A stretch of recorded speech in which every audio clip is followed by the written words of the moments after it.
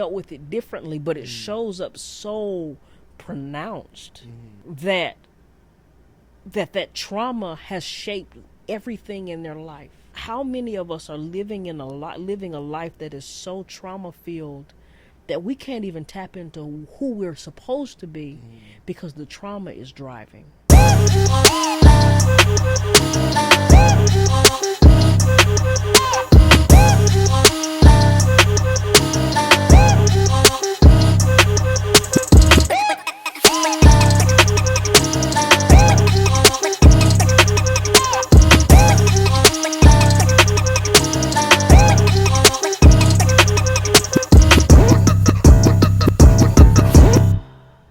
What's going on, good people, and welcome to the Unchurched Podcast. The what?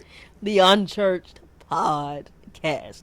My name is Cole Jones, and I am joined here by my immaculate, articulate, well-spoken, co-host, Mr. Antonio James Andrews. How are you, good sir? You know, I am feeling good, feeling great. I am glad to be back in the service. I know a lot of y'all don't know because y'all been seeing us every week, but I ain't been seeing y'all. Yeah, they have been pre-recorded. We have not recorded in a month. In a whole month. And like, y'all don't understand, this is our ritual. Like, the same time every week we would get together and we would talk, we would debrief. I ain't had none of that. No, literally my phone app on every Tuesday was like directions. We've done it for, it feel like forever. Yeah. And I feel like when we've been apart, it feel like we've been apart for so long. But like, I was texting him talking about we ain't fall out, y'all. We just had I had a busy season for work. So if you don't know, I work in property management, and we have a season that's busy. So we could talk about that all night, but God help. And we bless God anyhow. And anyway, you survived it. And we are back in the saddle. I survived it. Is that the song? That is it. Yeah. I mean,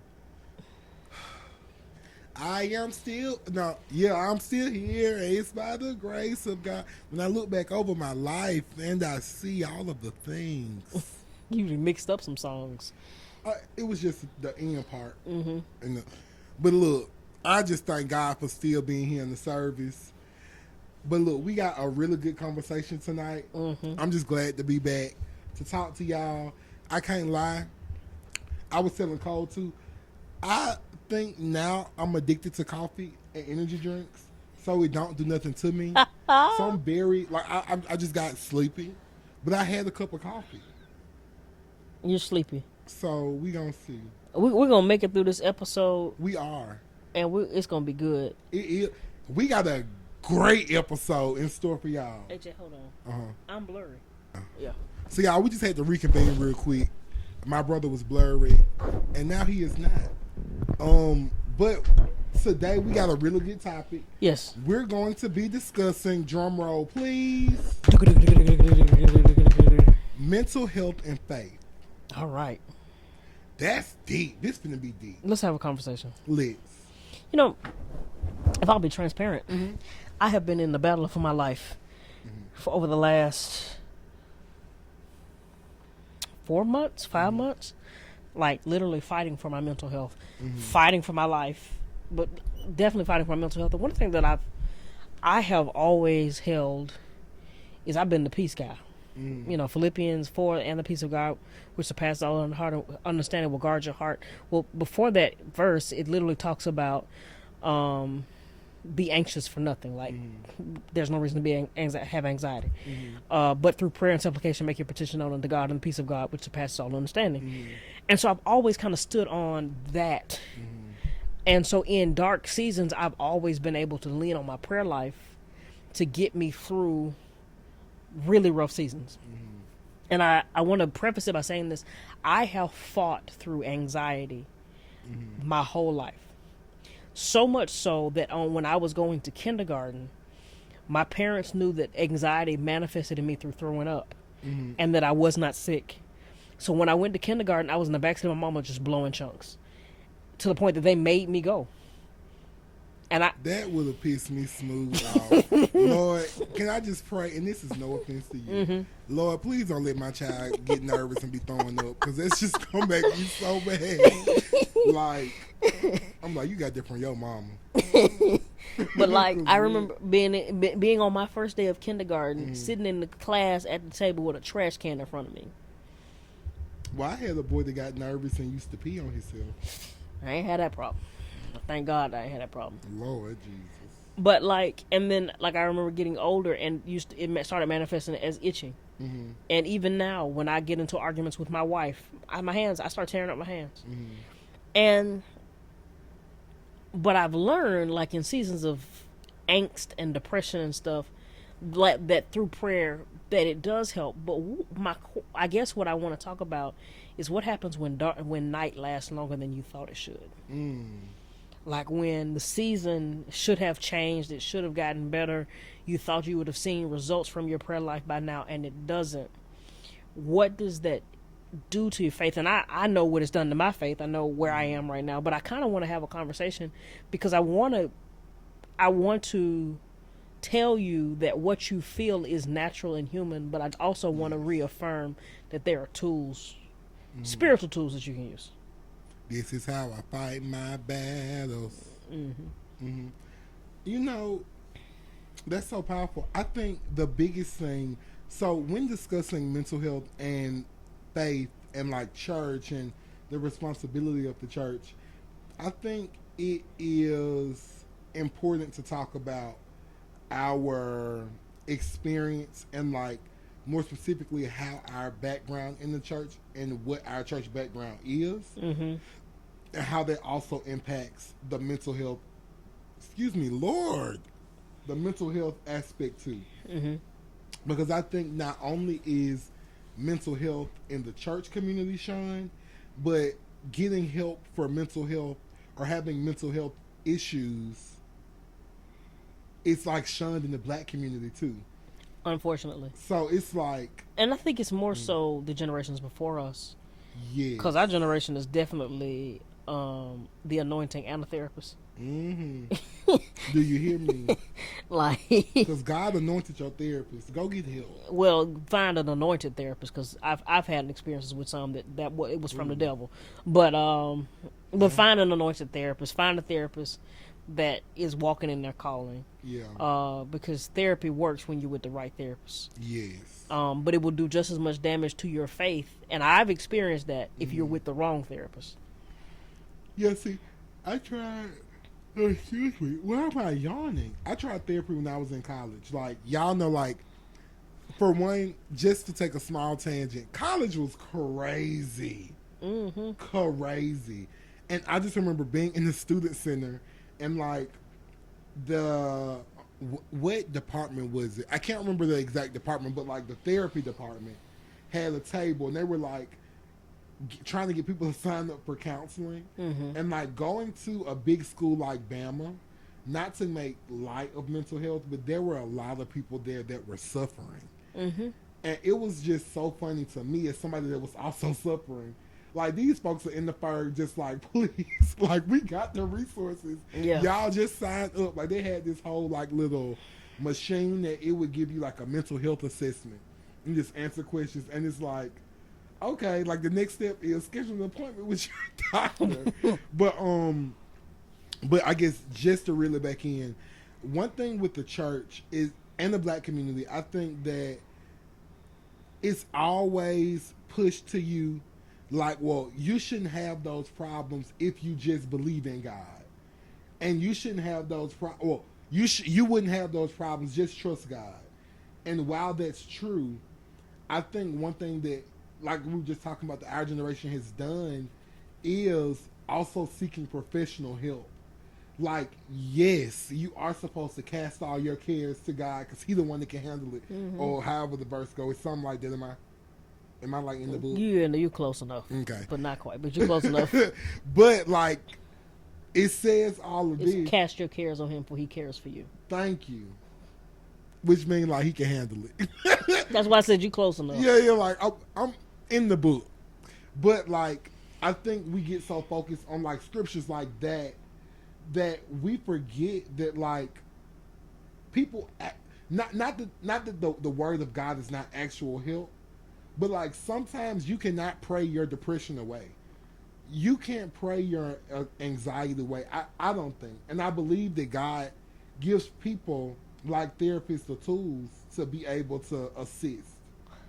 I think I think it's a both and Okay. and I'm not gonna go so far to say that you can't pray your depression away because I have been depressed and I've watched God take my depression away. Okay. I have been in a really low season, lower seasons than I think I've ever been, and I can honestly say that it is literally my prayer time that is sustaining me, and I have three really good therapists. Between couples counseling and my personal work. Like I have three really good therapists, three really good Christian therapists. And I want to say that they've been helpful, but there have been a lot of weeks lately where they have not been of any help. There have also been times when I felt like my prayers were coming amiss, and therapy was really good sustenance for me. And so I'm probably, and I feel like I'm always the person in the middle. When I hear people say you can't pray your depression away, like I can't say that because I've prayed my depression away. But at the same time, there have been seasons where I couldn't pray it away. And I went to therapy, and the therapist helped give me tools. But how about this? Half the time, the therapist pushed me back to my word.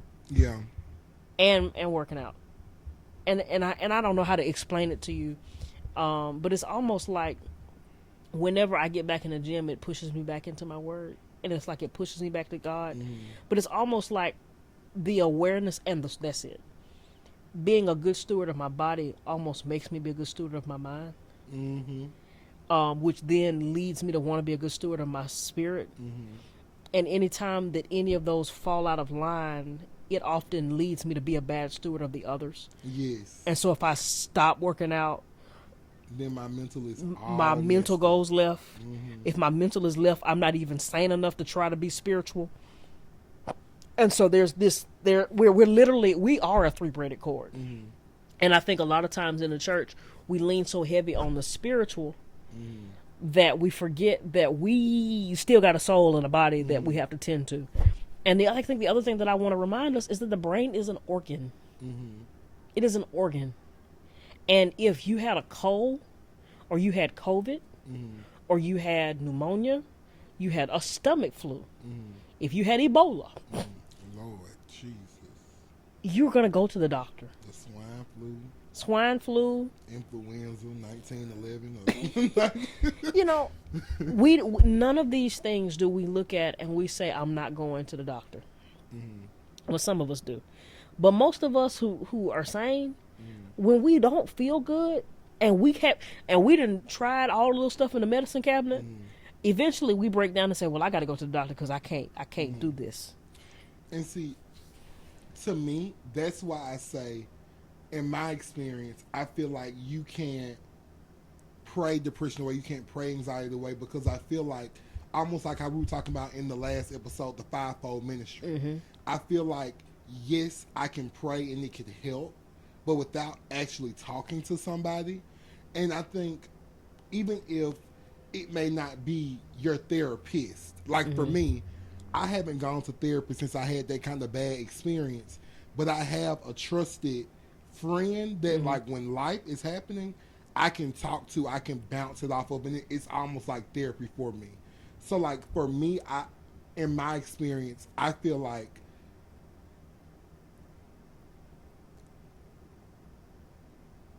when, and I'm not saying you said this, but I think when people say stuff like, well, you just got to pray, you just got to do this, it invalidates or it pushes people away from the fact that they actually should seek professional help in addition to.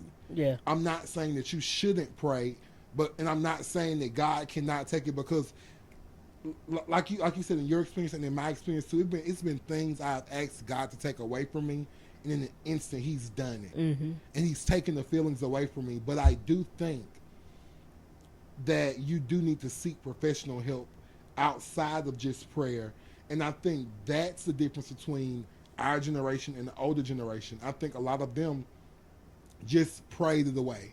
What can I? And it never was a way because they didn't know how to actually deal with it practically. And like I don't want to cut you off. I just kind of want to keep going. But like, see, never mind. I need to say this. I guess. Let me think. Well, can I put some Bible on it? Yeah. Elijah. Okay. Y'all remember when Elijah had the big old showdown with the prophets of Baal, and the fire came down from heaven and embarrassed them and basically put all the prophets to death. And then Jezebel said she wanted to kill him. And he has this high spiritual moment, probably the paramount moment of his ministry, and now he's depressed. And he's depressed. He's on the run, and he goes to this juniper tree, and he's so depressed that he's down there and he's just ready to die. He basically tells God, "I'm suicidal. Take me on. I'm ready to go." And I want you to notice what God does. So he's having a conversation with God. God sends him food, and he tells him to go to sleep. Is that when they sit the manna down from the sky? Different story. Okay.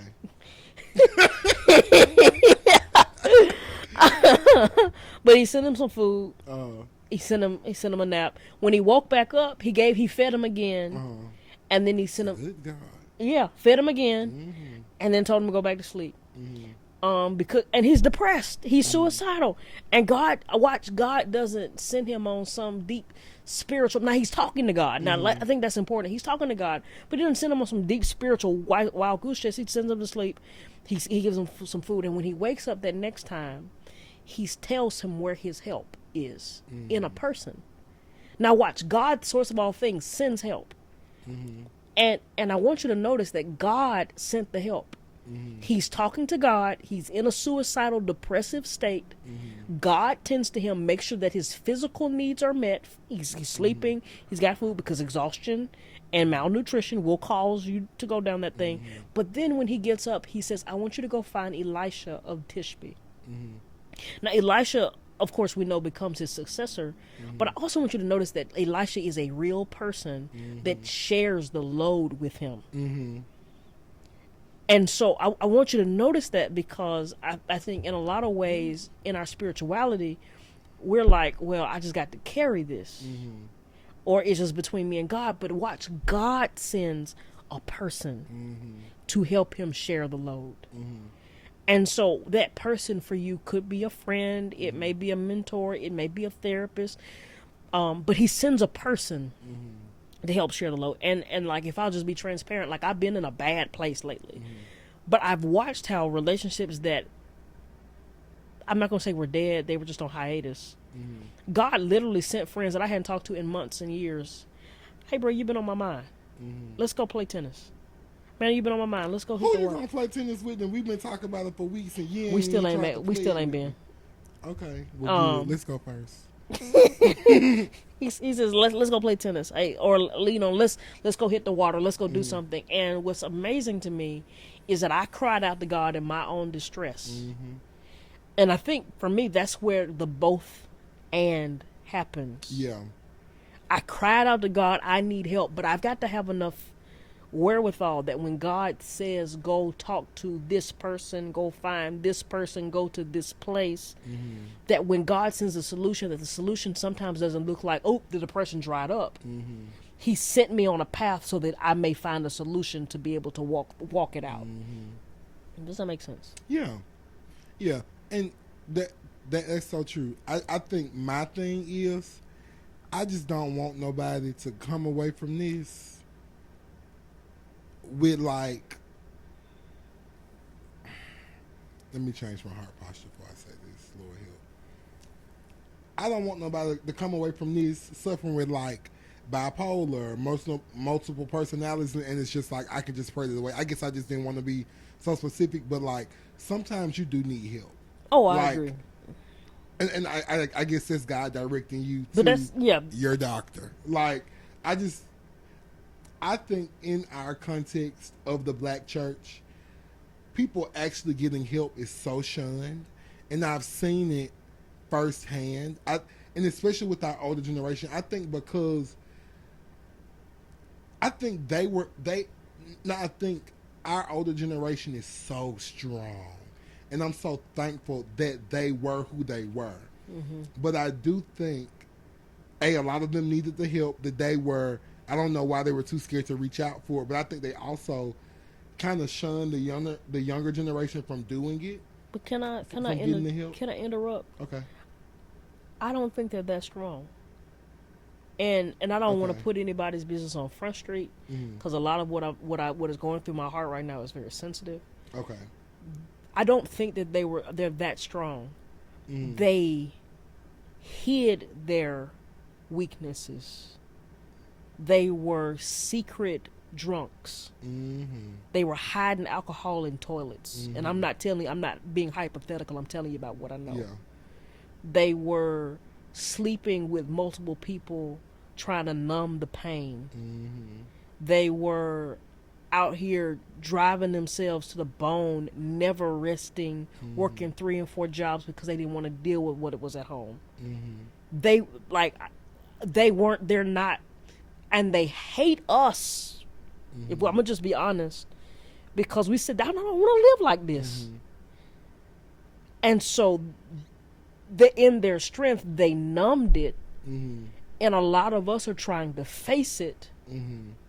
And the idea that we would acknowledge what they've always lived through is almost incomprehensible. Yes. And so I don't want to call that strength. Okay. Because the difference is you took oxycodone and I had surgery.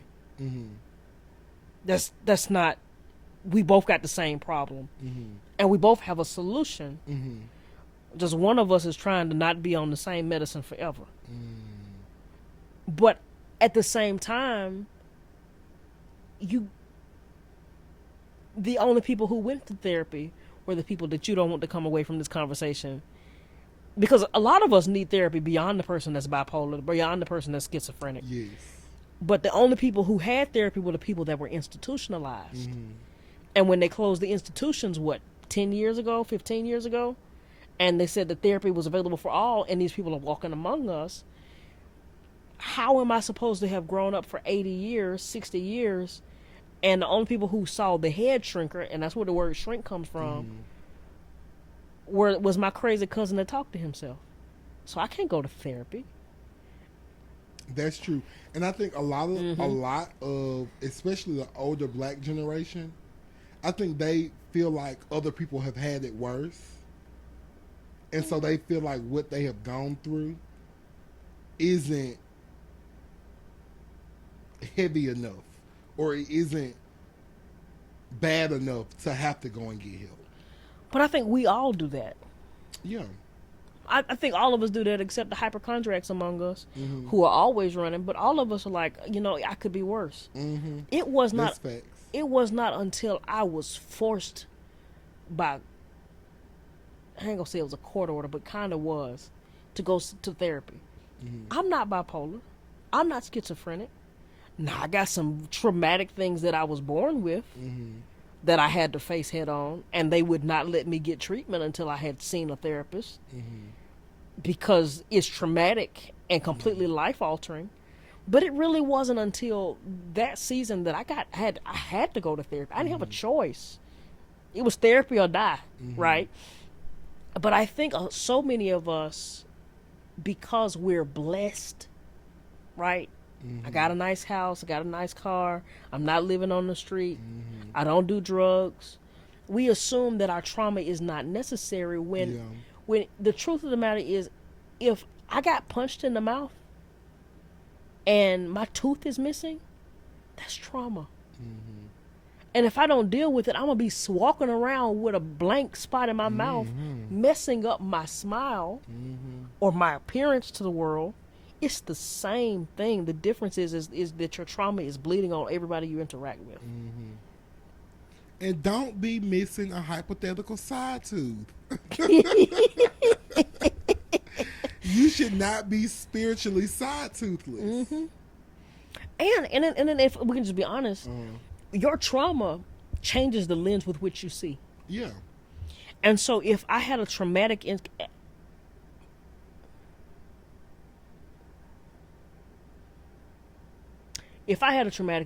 I'm trying to figure out how to say this without. If I had a traumatic experience, there are certain things I can't hear because of my experience.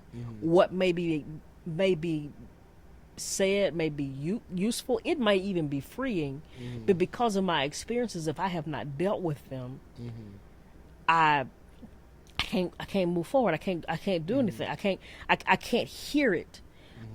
Even down to, I got a side of my family where there's a family in my family. You know how you got families in your family. Every female in their family has been raped. All of them. And it shows up in the way that they interact with the world. They're doing the best that they can. None of them have been to therapy. All of this happened when they were children. But it shows up with how they interact with men, how they interact with their children, how they interact with the rest of the world, even with the way that they dressed, and these are not young people, but every female, and everybody, each of them has dealt with it differently, but it shows up so pronounced that trauma has shaped everything in their life. And I really want to ask this question: how many of us are living a life that is so trauma filled that we can't even tap into who we're supposed to be because the trauma is driving, it's pushing us, is making us into somebody we weren't supposed to be. And I'm gonna dig a little bit further because that's the will of Satan. I'm gonna traumatize you so bad that you never tap into who you were supposed to be. I'm going to have somebody take your joy, take your innocence, so that you can't even fully appreciate the blessings of God. So that when they come, you think it's a curse. And I would dare to say 90% of the black community, I can't speak for no other group, is operating in trauma. No, that's facts. But I think as a black person, how do you not operate in trauma? Like, life is so traumatic.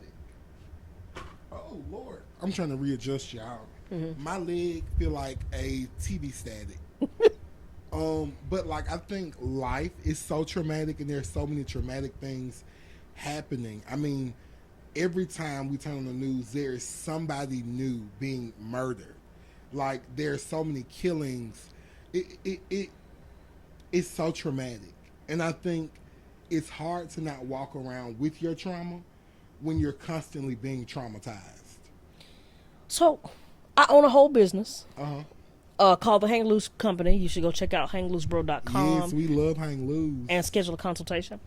But I own a whole business where one of the foundational premises comes from this research that says that anger turned inward turns into depression. And so a lot of the things, a lot of the events, a lot of the things that we do at our events are aimed at you getting it out, screaming, hitting stuff, running into stuff, jumping off cliffs into water, doing all kind of stuff, because anger turned inward turns into depression, but it also turns into bad behavior. It turns into necrosis. It rots you out on the inside. And so with that little small insight, I've learned, like I was saying earlier, that in a season of depression, even in the season of health, that just as much as I'm praying, I got to be moving my body. And I've got to be getting it out. And I got to be saying, and I've got to be speaking that which I believe to be good and true. Ironically, it not only does that supported in scientific research, but that's supported by the word. And so I think as a black person, if you would have asked me this question in January, I would have been like, I don't know what you're talking about. I'm not walking around in trauma, and life is just so light and just great. But I can't tell you that right now, because life is extremely heavy right now. But what I can tell you is that you have to reorient your mind, your heart, your body, and your brain on purpose. You got to prioritize moving. You got to prioritize praying. Because here's what happens. When I reorient my spirit through prayer, all of a sudden my soul, my mind is oriented toward God, because it's not my story. It's not the person who got shot story. It's God's story. And so I realize if I'm reoriented toward him, there's a bigger story than what I see right down here. If I reorient my body through working out, I realize that I'm not as tired as I thought I was. If I reorient if I reorient everything, all of a sudden I've now taken control of the rhetoric, the story. Yeah. I kind of want to tap on a little bit of, because like I think what you're talking about is very true and very real, but I think you only get there through like maturity and through seeking the help. I kind of want to talk about like how people aren't even able to reach that point, because I think that like for me, I think a lot of mental health related stuff, especially in the church, is like a misunderstanding, and like I think it can also be seen as like a, what's the word, like a moral like, what's the word, like a moral failure almost, because, or like not a moral failure but like more of like a lack of faith. Yeah, And well, so yeah. Old people feel that way. yeah, so like I kind of want to talk a little bit more about that. So what are your thoughts on that? I think it's both and. Uh-huh. I think, and hear me out before the Gen Z folk come after me. All right. I think it's both and. I think that often mental health lends yourself to a lack of faith. Because think about it, you're in a bad season, everything is hitting you, you're getting punched in the gut, and I'm talking from experience. I'm not talking about in theory. And it really does something to your person when you have been praying, you have been seeking God, and you have been declaring that he will rebuke the devourer for your sake, and you have been tithing, and you have been trusting and believing, and it seems like your prayers are hitting a miss. And so it really makes you like self-examine, and and so it causes, and I think that's like what the goal is here, but it does cause a lack of faith. And I think, and so people like, I think, pick on the fact that there is a lack of faith, but I want to remind us that the faith of a mustard seed, like a mustard seed is like teeny tiny. And so it's not that you have big grand gravitas faith. Yeah, you gotta believe a little bit. It is like, God, if you don't do it, I don't know if I can still believe, but right now I got enough faith to believe for the night. And I think, and having enough of that each night, even if it's not, we're going to stand and walk around the wall, it's like, they tell me you're real. I want to believe you're real. Yeah. They tell me you can heal. It is, and I'm not telling you to have small faith, but what I am trying to say is that mental health lends to a lack of faith. And I think the church has done a really bad job. And what I mean by bad job, like I mean people have said things to me recently that have been greatly insensitive, and they should be shamed and they need to repent. Let's bring back shame. Let's bring back shame. Where's the shame wizard? Like I really, and I mean that down in my belly. People have said things to me like that. Oh, it's just saying what, like that. If I were not me, would have pushed me to suicide or denouncing my faith. And it infuriates me because I think about the people who have denounced their faith. I think about the people who have committed suicide. And if my faith were not in the place that it is, you would have pushed me over. And some of you listen, and I'm talking to you. I think there's a lot of blood on the hands of the church because we have misunderstood people's anguish. Because if I'm in a state of depression or anxiety and I press my way to church, I have given my last. It is like the woman with the issue of blood who gets to the church and there is no Jesus' hymn to grab. It is literally, because a lot of times people reach out to you because they're trying to find the Jesus in you, because they have nothing else. And I say that just to put us here. We have to do a better job of coming alongside people in their journey. instead of judging that person because they're getting the divorce, why don't you imagine the pain that their heart is going through right now? Especially for people, what blows my mind is how people have gone through the same things and then still don't have the compassion for somebody else. No. And I think, especially since we're talking about this, sometimes you just have to put yourself, like, you don't have to always agree with everything to be there for your brother or your sister. Yeah. Like, you may not agree with you may not like their shoes, but that don't mean that you can't do life with them. Yeah. You may not like their pants, but that still should not cause you to not want to do life with them. Now, if that's just not who you should be in a relationship with, and you need to cut ties, cool. But that doesn't mean you need to be nasty. That doesn't mean you have to be negative. But it also doesn't mean that everything that comes up needs to come out. Yes, being mindful. Not being mindful, not being very demure. I'm sorry. I don't mean to make but like. Sorry. Yeah. No. But in seriousness.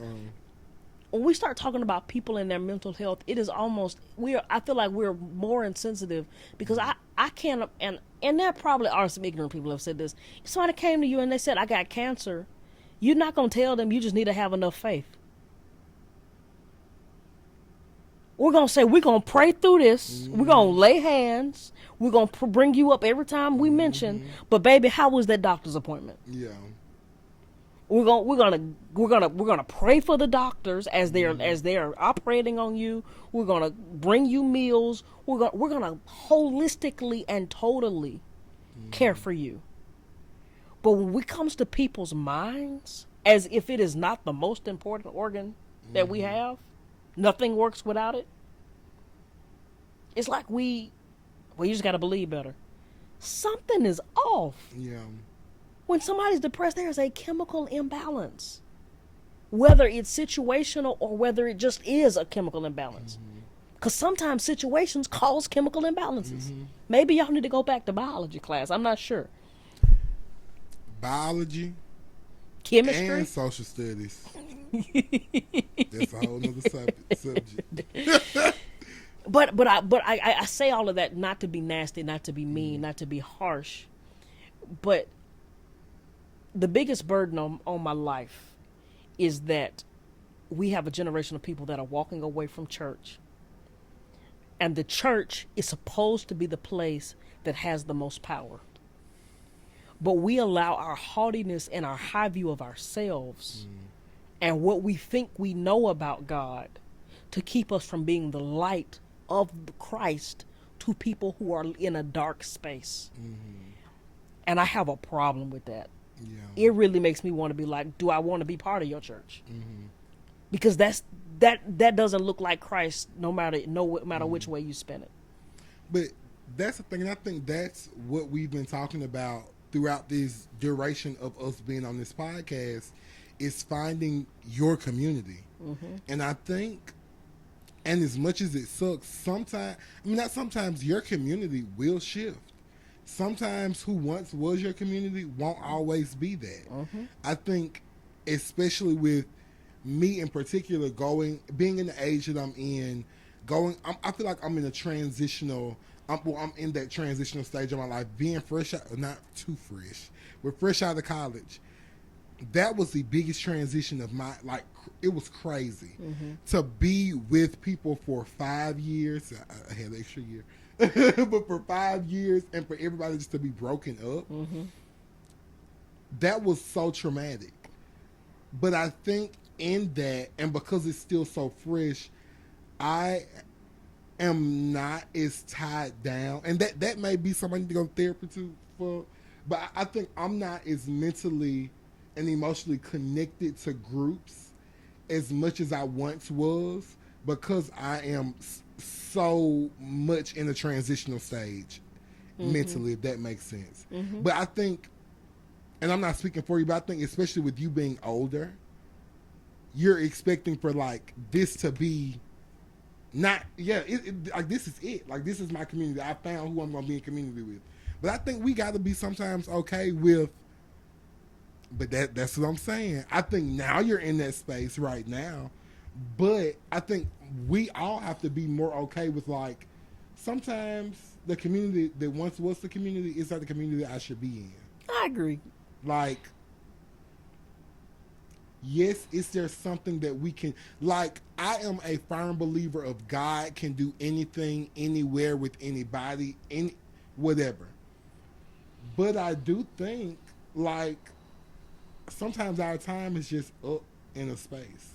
I agree. And it's like, yes, can God still make stuff happen? Can he still bring water to this desert? Yes. But like maybe God ain't calling you to the desert. That's true. And that's possible. Maybe you're wanting God to call you to the desert because you have visions for the desert. Mm-hmm. But maybe the desert ain't your ministry. That's possible. Maybe you're supposed to be over there with the milk and honey. Like. It's possible. And it's just me and wise counsel. When you see this, let's talk. But I feel like, child, look. But I'm working through that, so I'm working through it. Mm-hmm. But yeah. I mean, I think that's true. But I never. Let's just beat them up. Like at this point, I don't care. Like. Oh well, I God said it was just a joke. Here's my thing. I'm not encouraging violence. I think in any season, you need to be prayerful coming in a season, prayerful through a season, and prayerful coming out of a season. Yeah.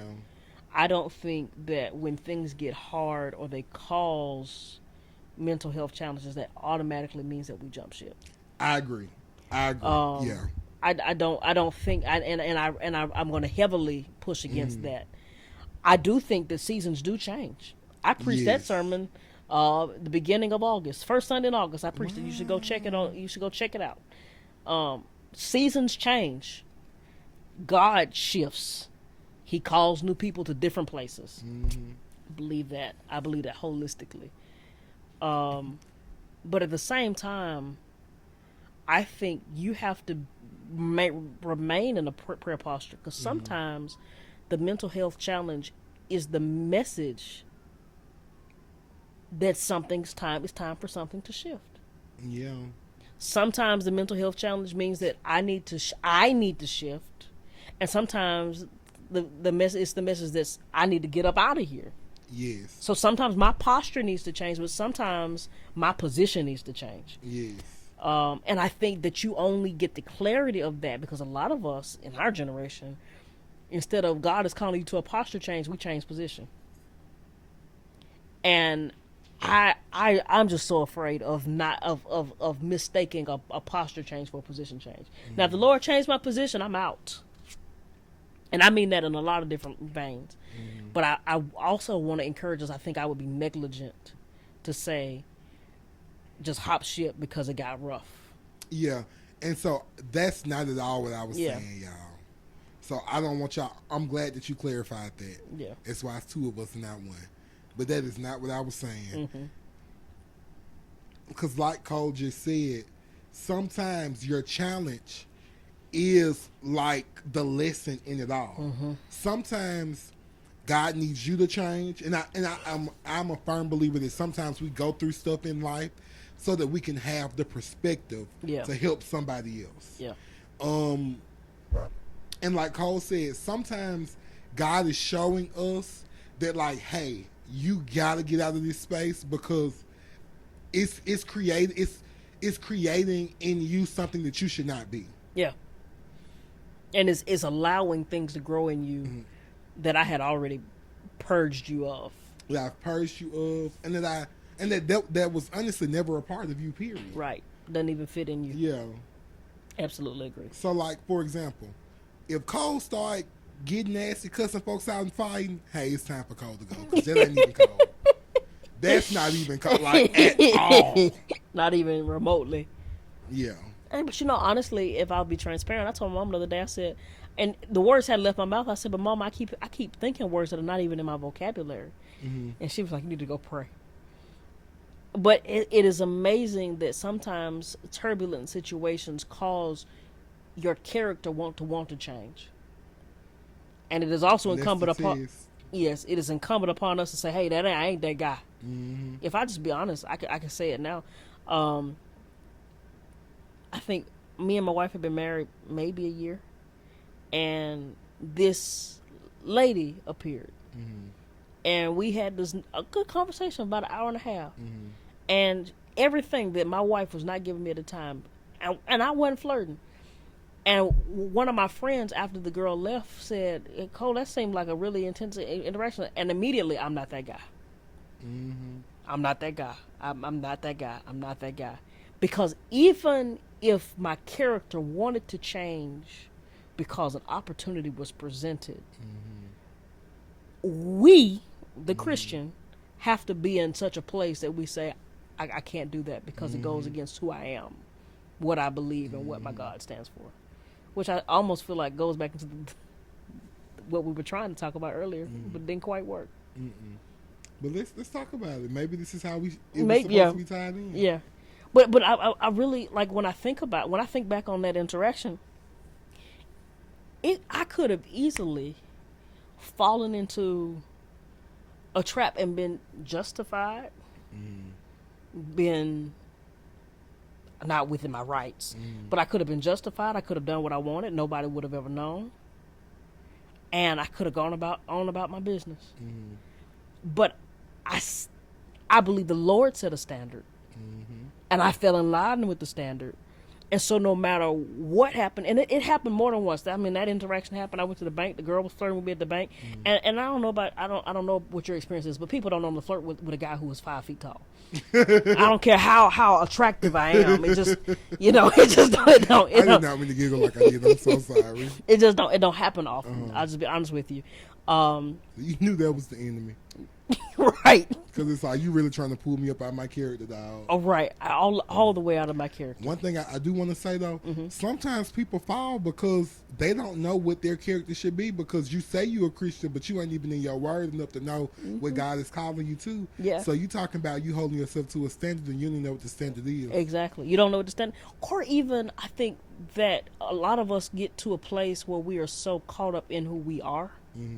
Like, I think there's two ends of that spectrum. We got people who don't know their word, but then you have people who do know their word, but people have praised them so much that when opportunities are presented to them, they think that they're invincible and that they can't like, we can't fall. Like, that's not going to happen to me. You know, Juanita Bynum was talking about that recently, of like, she got to such a big point that she really lost focus of like why she was in ministry, because she was saying she started to go out there for her own glory and not for the glory of God. And she said she really went through a season of just like, I'll say turbulence, because she had to realign herself to like God's will. But it's a real thing. It is. Like, it is, and it's very easy.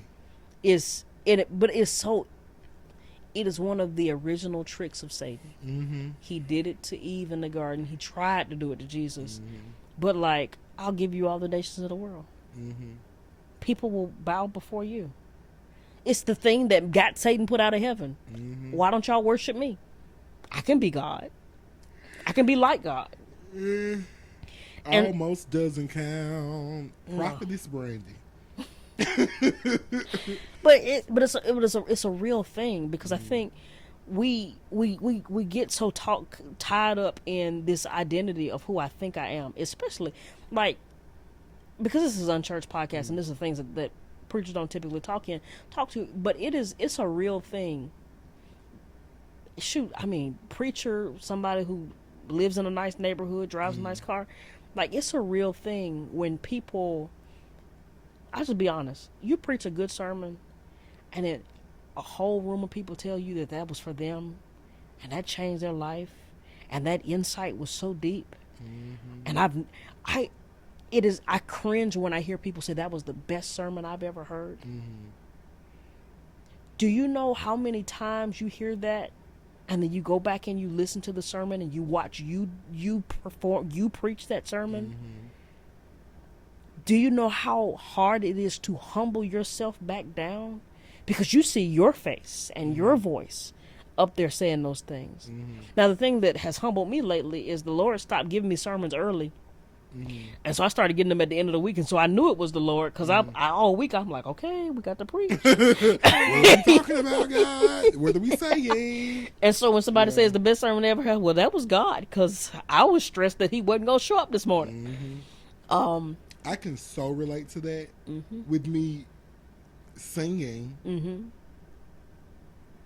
Yeah, it's just a whole thing. I honestly though, I don't think I recently, I'll say recently, as in like the past 3 years, I think I have gotten really good at humbling myself before my head get too big. Because before I minister through song or anything, I always pray, God, lower me and lift you up. Yeah. So I think with me being just always conscious of that, even I'm gonna go back and watch me sing. That's just a singer in me, and that's me wanting to be technical and me caring about my craft. But the spiritual side of me, I'm not even looking for that anymore. It's just more of, okay, AJ, you need to breathe. You need to calm down, because I ain't gonna lie, I think it is easy when you are in the spirit to kind of like, let me get my wording together. It's easy to get in your flesh. So it's like, okay, AJ, calm down. Especially when there are Hold people. Oh, okay. No, not you. Especially when there are people in the crowd that your flesh wants to show up. Ooh, you done said something there. Yes. You know, especially when you know that somebody has talked negatively about you, or they have tried to, like, it is really difficult, very difficult for you to be like, okay, I got to humble myself so that I'm not over here trying to retaliate under the guise of the Holy Ghost. Yeah.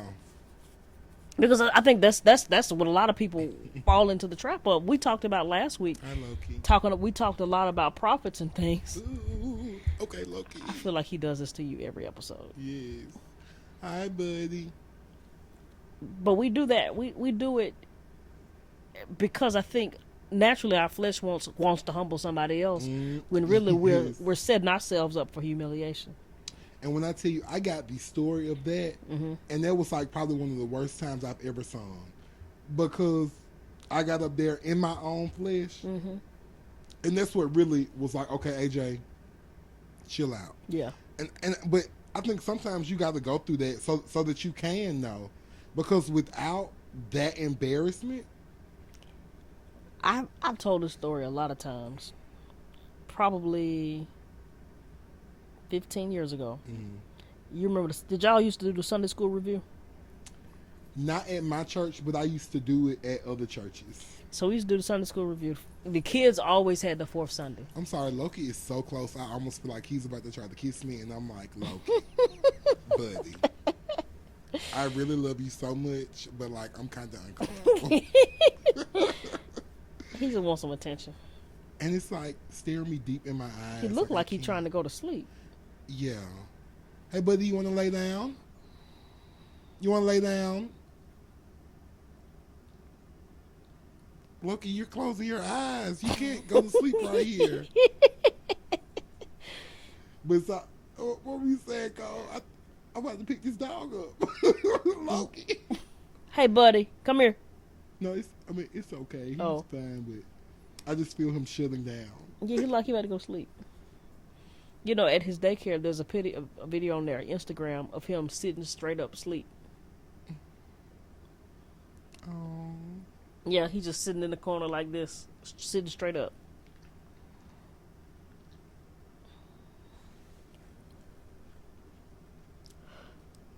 What was I talking about? You know, Cole, you were saying something. It was good.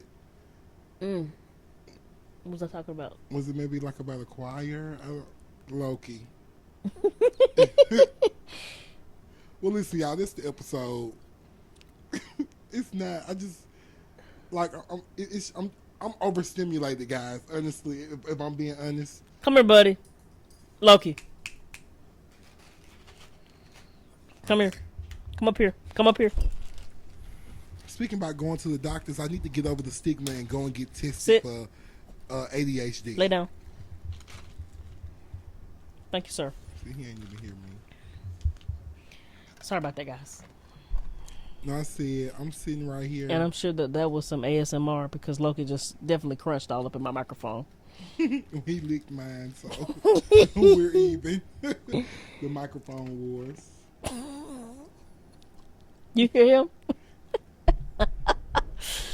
Oh, what were we talking about? I don't know. Okay.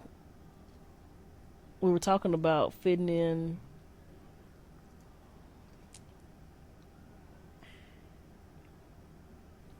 The last thing that we were discussing that I remember is us talking about humbling yourself. You were talking about the story from 15 years ago. Oh, yes, about 15 years ago, and we were reviewing I was reviewing the Sunday school lesson, and my dad had fussed at me about preparing, and I was so arrogant because I was more gifted than all the other kids.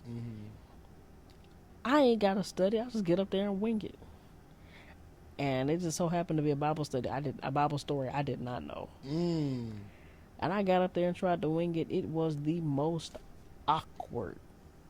And the embarrassment that I felt. I said, I will never get up in front of the church unprepared ever again. And I have never gotten up. There are times where I've studied more than other times, but I have never gotten up and not studied nothing. Yeah. Because I hated that feeling. But I'm glad the Lord humbled me then. Yes. As opposed to now. Because I know young preachers, I know young everything. Like, I know people who are on platforms that go unprepared. And if my name is on the, I'm gonna be, there's gonna be something.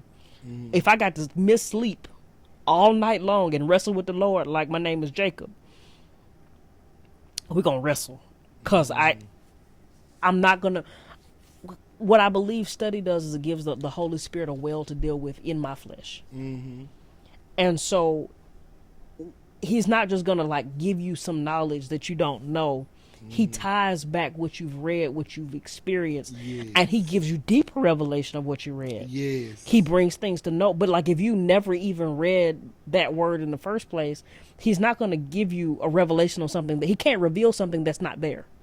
Throwback to when I told the story about Aaron, the faith without works. Perfect example. You can't ask God for wisdom for the test, and you ain't even looked over the material. You ain't even see the study guide. No. I mean, I even think it goes down to like where we were earlier when we were talking about mental health, because that's supposed to be the topic. There are things that you will learn in both your Bible and in therapy that you can use, but if you don't go to either one, if you don't read either one, the tool will be in that arsenal, but it won't be part of yours. Like, it's like having a gun with no bullets. My daddy. You did not have to call him out like that. Get your daddy some bullets. In fairness, he was given a gun when he retired from the fire department, and they engraved it, and he has not done anything with it. So he has a gun with no bullets. Okay. But see, he don't plan on shooting it. It's just, he keeps saying he's going to the range, but that's been 4 years ago. Well, Mr. Jones, we are going to the range because I got to get a gun. That can be a guy's thing. Yeah, I just found out I have one. So we need to go to the range. 'Cause what? I literally found out today I have two. Jesus. So I got to go at least make myself familiar. Like a little something I can put in just like a little bag. I got one that'll fit in my sock. At least it's supposed to. I guess long socks. It ain't going to go in these socks. I don't want nothing that little. Because them have the most kickback. I know. And they hurt. It's like the little bitty guns and the big guns. My first shooting experiences with the double barrel shotgun tore my whole shoulder up. I bet it did. But you know, I'm an old country boy. Well, I'm a city boy, but like my granddaddy was a country boy, so like I'm a country boy by association. It sounds like you need you part of my YouTube channel, Cosmopolitan Ranch, because I'm cosmopolitan, but I am a country boy too. You know. Yeah, that's me. That's me. I'm just like I'm a city boy with a country boy flair. Yeah, that thing. Like I can go mud and I might not get out the car, but like I'm gonna go. See, I am the guy who I'll go mudding in the morning. I'm gonna put on a suit with high fashion in the evening. Oh, period. You know. So I'm gonna put on loafers, or I might just put on tennis shoes and athleisure. Yeah, that's that. I am that guy. But I want to reiterate that I think the church has done a bad job with mental health, but I don't want us to overcorrect and act as if there are not remedies in the Word of God. I think you need both. I think if the same way that if any of you were diagnosed with something, I'm going to pray heaven down for you, but at the same time, I'm going to tell you to go to your doctor. Yes. And I'm probably going to tell you, go try some herbs too, and we're going to try it all. We're going to try the herbs, we're going to go to the doctor, we're going to take the medicine, and we're going to pray. And we're going to believe that all these things that are under the will and way of God will work together and have their perfect work so that you may be healed. I know that there are people out there that believe that you should just pray it all away. And I just really believe this. If God gave doctors the wisdom and the knowledge to be able to help heal and to help fix some things, and he also gave us the ability to pray and to have access to heaven, and he also gave us therapists, why would we not use everything we have? Right. It's literally like being a Christian and not using your Bible. But it's a whole lot of Christians that are Christians and quote unquote Christians and don't use their Bible. That's a whole nother story. But okay, but before we do head out though, I do want to acknowledge that this is not everywhere. This is not all churches. There are churches that are excellent, that are actively working on evolving the attitudes that we have towards mental health, towards treatment of mental health. They're actively having these conversations to break down the stigma. We just want to discuss the overall viewpoint that a lot of churches like that we've seen take. But there are churches out there that, and another thing I do want to add too, we also have to give grace. Because as we were talking earlier, a lot of the leadership in the churches are older. So they're having to break down all of the barriers that they have built up and all of the walls that they've built up for themselves during their lifetime. So I think that we do have to remember that it's not going to be a flip of a switch. We're not going to wake up tomorrow and everything is going to be perfect. And that's why we need you there. Yes. And that's why having these conversations are important. These uncomfortable conversations are important. That's really why I enjoy our podcast the most, because we are bound it up in the name of Jesus. Oh, I don't know what they was. I don't either.